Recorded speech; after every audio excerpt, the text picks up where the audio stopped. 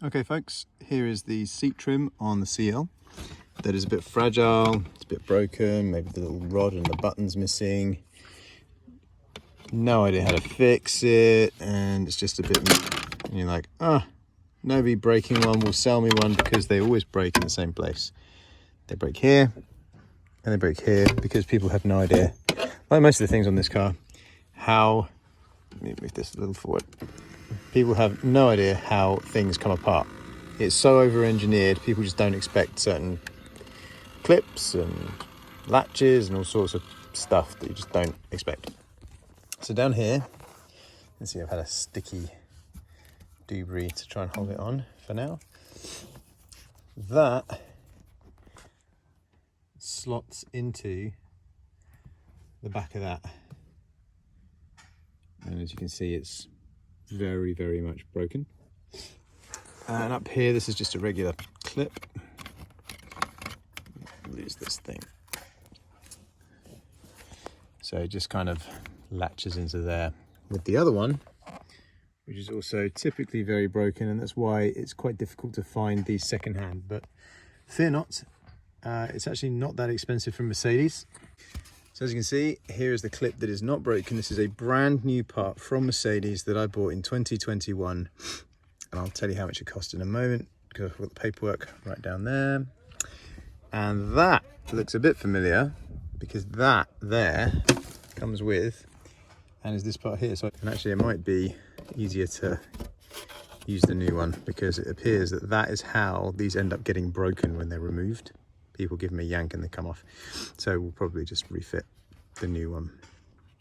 So that is a brand new part. And as you can see, it doesn't come with a with the sort of rod and what have you. The rod is the interesting part. It foxed me. So all these bits, including this various screw, there's a screw that this, you get with it, it's about 50p. You need the Starlock bit for the end of the rod, and then there's the finishing button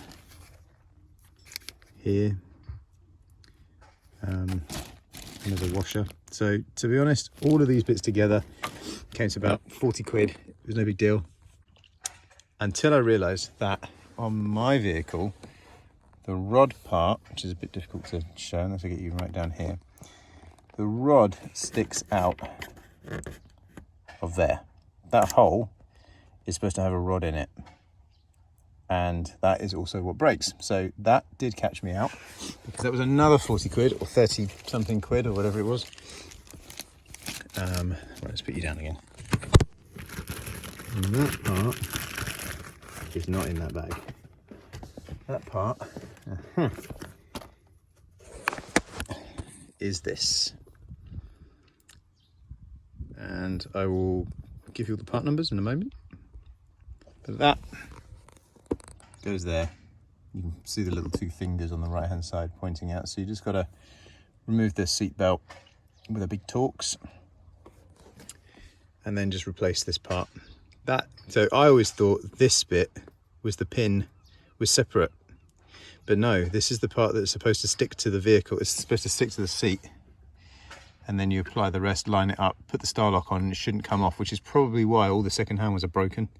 But for the sake of 40 quid for that bit, if you've still got this, and another 40 quid for this, I guess, if that's broken as well, that's probably why second-hand parts are just not worth it for this particular job. It's definitely worth going to Merck first and see what they say. So all the part numbers, okay, this might be interesting to you. So if you need this part that is on the seat, that part number is 215 911 0122. That is the aluminium section that comes off of the seat itself. And it bolts up through the seatbelt mount. So it doesn't need any retaining parts, because on the assumption you have a seatbelt attached to your seat, then that's all you're going to need. And the cap does have a part number. Cap part number is 215 918 4930, and that will be the same for both sides, obviously. This one's an easy part number if you have the original broken one. If you don't, then the part number is here. This is the passenger side, right-hand driver side. Left-hand driver's A215-910-7318. Like I said, it's not that expensive for what it is. So I will have a go at fitting it and let you know how I get on. Okay, so the first thing you're likely to attack is the seat belt mount. As you can see, there's some blue thread lock on it. You can see that's the securing bolt. And when I undo it, I'm actually going to have this thing handy because that is going to drop.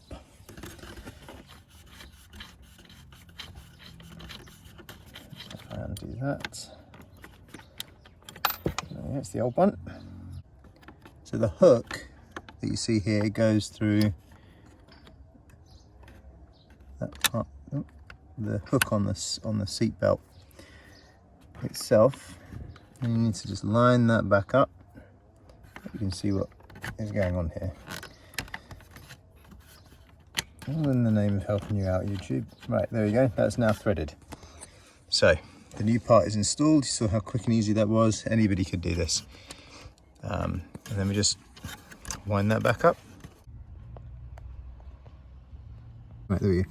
So that part there came with the original when it was installed, as you can see here. And we're going to leave the new one on there because I'm not messing around. That's just like, it's so easy. If we go underneath here, you'll see the rest of it here, and that's a little tiny Torx there. I don't know the size yet. I'll get back to you on that. Sorry, it's a bit blurry. But yeah, we're just going to undo that one part there, and then we can reinstall the new one, line it up, put the bolt back in. Okay, so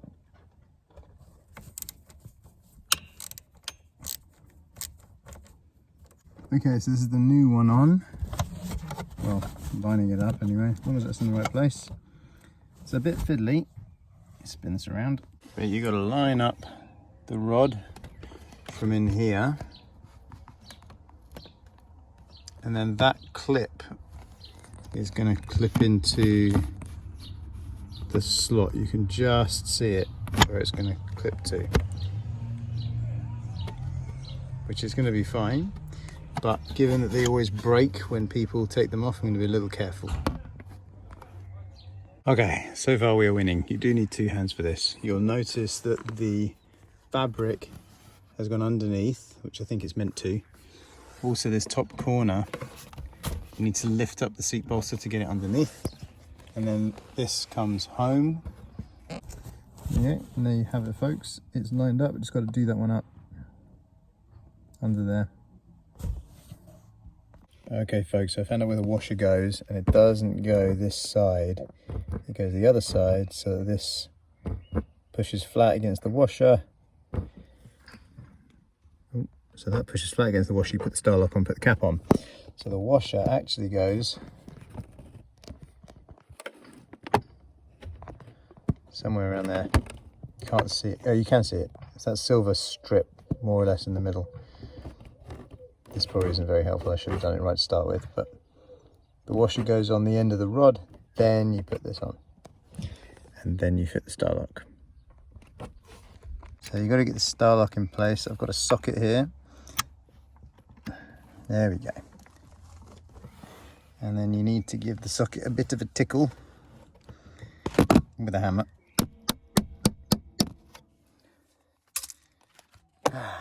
There we go, and it's in. That is how it was when it came out the factory, I think. Solid at the back, solid at the front, it's clipped in up here. Final thing to do is the cap. Finishing touch. This is probably the hardest bit.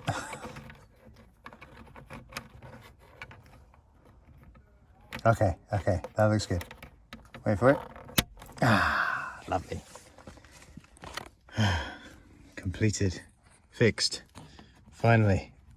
This is so much better than the other side. I guess I have to do the other side.